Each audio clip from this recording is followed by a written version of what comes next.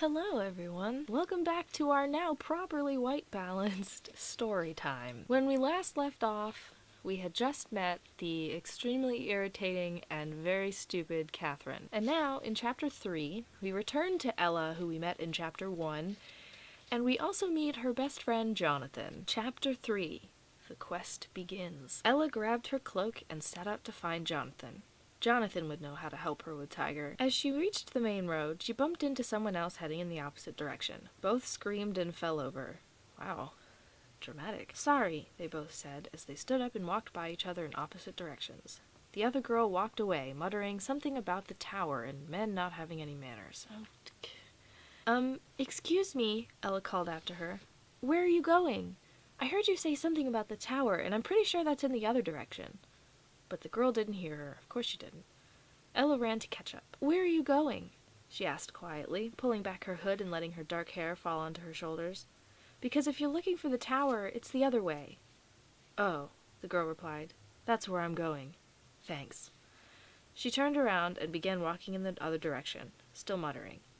Ella began walking behind her to Jonathan's house. After a few moments, the girl turned around and yelled out angrily, Why are you following me? I'm not following you, Ella replied nervously. I'm just going to my friend's house, which happens to be in this direction. Oh, the girl replied. I'm sorry. I've had a horrible day today. I won't get into it now, but on top of everything that happened, when I got home, I found out that my parents had been kidnapped. Why is she not more upset about anything? And then Mogartha told me that I have to go find some hill of magic or something. And just now, some rude drunkies came and took my bag. Again, why aren't you afraid? This day could not get any worse. She started out talking quietly, but by the end she was shouting in rage. Calm down, Ella said. I can help you. My friend Wait! What did you say you have to find? The hill of magic or something, the girl replied. Why? I have to find that too, Ella exclaimed. Really? Oh, by the way, my name's Catherine. Hi, Ella said, and held out her hand for Catherine to shake. Why didn't she tell her her own name? You're very pretty, Catherine said suddenly, after looking at Ella's fair face and dark hair.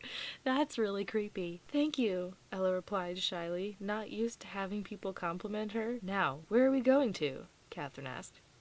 My friend Jonathan's house, Ella replied, already walking down the road. Rude. Catherine hurried to catch up. As they were walking, Catherine said, I know this is sort of random, but how old are you? What? Catherine is so creepy. 15, Ella replied quietly. Me too! She paused for a moment, then gasped and looked up at Ella. Maybe we could work together to stop the sorcerers. Ella and Catherine grinned. Originally, I had had Mogartha and Catherine's mother say that there was going to be a boy and a girl about her age to help her. And I took all of that out because it was stupid. But this bit of information involving the ages is still related to that, but neither of them actually said that they were going to stop the sorcerers, so plot holes. Ella stopped in front of a gigantic mansion after about 10 minutes of walking. Wow, Catherine marveled as they stood in front of the door. This house is amazing. I know, Ella replied. She banged the door knocker on the beautiful front door. The house had pillars in front, and the front door was intricately carved with different designs. The house was made of stone, and there were richly designed stepping stones leading to the door. It was exceedingly fancy compared to Catherine's small hut in Frinda village. Ugh. Frinda? Ella stepped up to the elaborate door and rang the doorbell. Oops. She knocked on the door with a door knocker, and then 10 seconds later she rang the doorbell.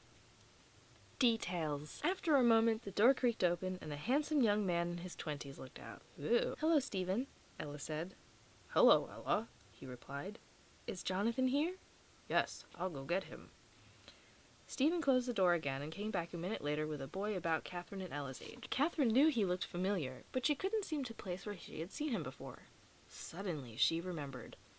"Hey," she yelled out, "you're the kid who plowed me over this afternoon in the market.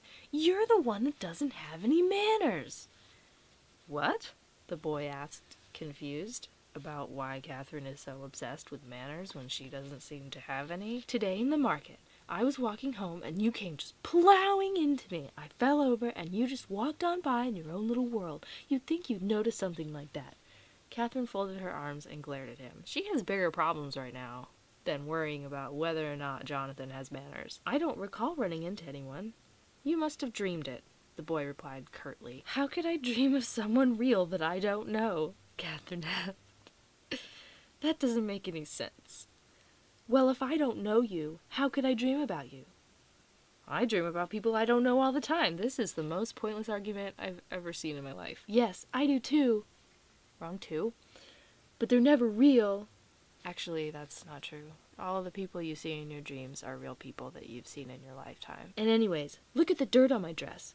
I don't get my dresses dirty just any time. This is proof that you knocked me over. That could have been anybody." The boy and Catherine were shouting at each other now. "I'm good at remembering faces, and I won't forget yours." "Ooh." "Jonathan, I need some help with Tiger," Ella interrupted quietly. They took no notice. "Well, maybe it was just someone who looked like me." "Oh no, it was you, all right." "Why would I not notice?" "I don't know. That's what I'm asking you." "Shut up!" Stephen shouted. It echoed through the valley. Wow, that's dramatic. There was dead silence. Catherine and Jonathan glared at each other. "Now, I believe Ella had something to say. Is that right, Ella?" "Yes, thank you, Stephen," Ella said gratefully. "Jonathan, I need some help with Tiger." "Does this girl have to come too?" Jonathan put extra emphasis on girl as he continued to glare at Catherine, as if that wasn't obvious enough by the fact that I italicized the word girl. Catherine stuck her tongue out at him. Ella sighed. "They're 15. You two are like siblings, and you don't even know each other's names," she said. "By the way," she introduced them. I didn't even include that. I included this entire pointless argument, and I didn't even include the introductions. "Hi," they both said coldly after Ella was done introducing them. They stepped into the house. Jonathan and Stephen led the two girls down the hall as Catherine admired the exquisite furnishings of the mansion. They came to a massive library filled wall to wall with books. "Where do you need directions to?" Jonathan asked. "The Hill of Magic," Ella replied. "Ever heard of it?" I've heard Mother and Father talking about it, but I don't know where it is," Jonathan replied after a moment of thought. "Do you know where it is, Stephen?" "No, sorry," Stephen replied. "I've never even heard of it. Why do you need to know?" I don't know who Stephen is, if he's like a butler or like a brother or... I don't know. I don't think that's ever explained. "Mogartha just talked to both of us, and she told us that we need to go to the Hill of the Magic to learn whatever it is that we need to learn, because Mogartha is extraordinarily unhelpful and doesn't tell you anything useful. But we don't know where it is, or what we have to learn," Catherine explained. She was beginning to forgive Jonathan. After all, I sometimes don't pay attention, she thought. That seems awfully quick. Not that her anger was really justified in the first place, but if she was that angry, Jonathan hasn't really done anything to merit her forgiveness. Unless she's just, in awe of the fact that he's super rich. But I don't think that 14-year-old me had enough strategic thought in my brain to consider that angle. So I think that she just forgave Jonathan too quickly. "I guess our parents could help you," Jonathan suggested half-heartedly. He obviously hadn't forgiven Catherine. That whole thing is just terrible. They've probably been there. They talk about it all the time. They tell me almost every day that I'll need to go there to learn something. Stephen doesn't know what they mean any more than I do, as we've already established. Why does nobody actually say anything to these children? Imagine if we went to school and went into a classroom and the teacher just said, "You need to learn things." And that was it, and they never told you what it was you needed to learn. That's what this story is like. "So where are they?" Ella asked. Uh-oh. I'll go and find them for you, Jonathan offered. Just so I don't have to be around her anymore, he muttered as he left the library to find his parents. Sit down, girls. Stephen gestured at a large couch in the middle of the room. They sat down. So, Ella, having troubles with Tiger again? I didn't know that Stephen was going to hang around. Otherwise I wouldn't have done this voice. Stephen asked as he pulled up a chair and sat down himself. Yes, and this time Phil's involved, Ella replied. Catherine says her parents were kidnapped by a sorcerer. I think Phil and Tiger are the reason.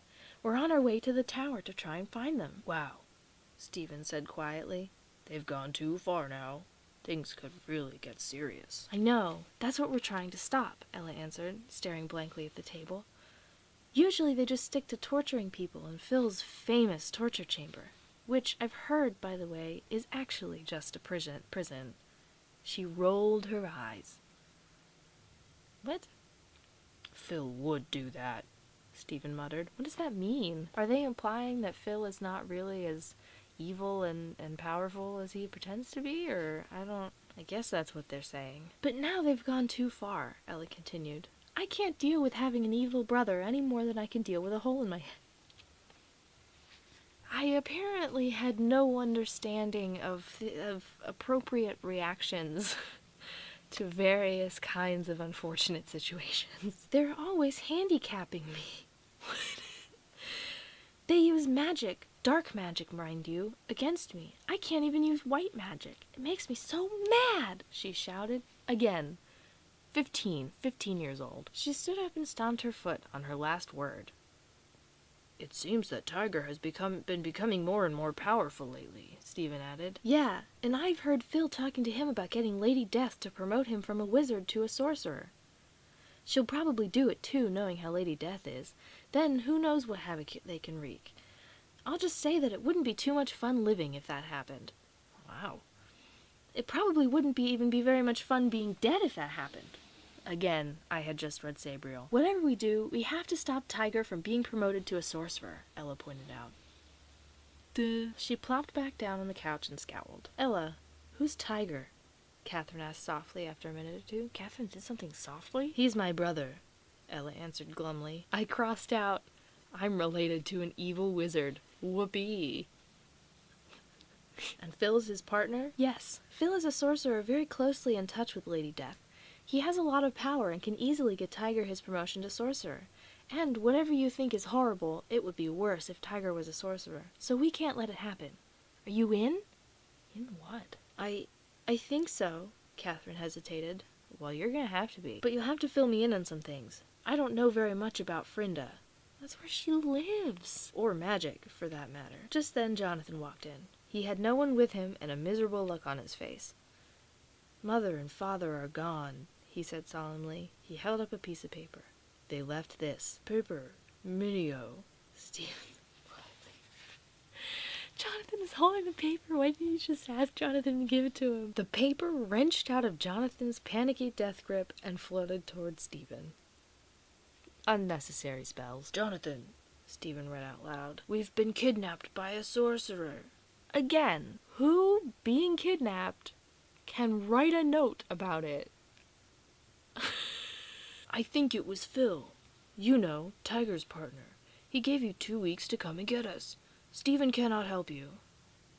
You must go to the Hill of the Magic. This is the right time for you to learn to trust the ones of the magic, Mother. He stopped and stared at Jonathan. Yeah, that's like exactly the same note that Catherine's mother wrote. Jonathan, no matter what I've always told you, I think you're going to turn out to be a powerful magician, Stephen said to Jonathan. I guess that means they're siblings, because Stephen teased him about being stupid or something? Guys, Catherine began slowly, that's the exact same thing that my mother said to me in the letter she wrote when she was kidnapped. Except they didn't know who did it. Everyone turned to stare at her. Is that really that surprising? Like, I thought they already knew about that. I'm pretty sure they already had all that information from Catherine. That's the end of the chapter. So, clearly I thought it was supposed to be some dramatic cliffhanger, but it really... it's kind of a letdown. So there you have it, Chapter 3, We've met Jonathan, and all we know about him is that he's really rich, and his parents were kidnapped the same way the Catherine's were. There's really not that much to say about that chapter. Jonathan and Catherine hate each other for no apparent reason. They're all together. I mean, I think that's most of the exposition that I put in here, and now they're gonna start off on their journey to the Hill of the Magic. Sounds like a place I want to go. So until next time, learn to trust the ones of the magic. So long.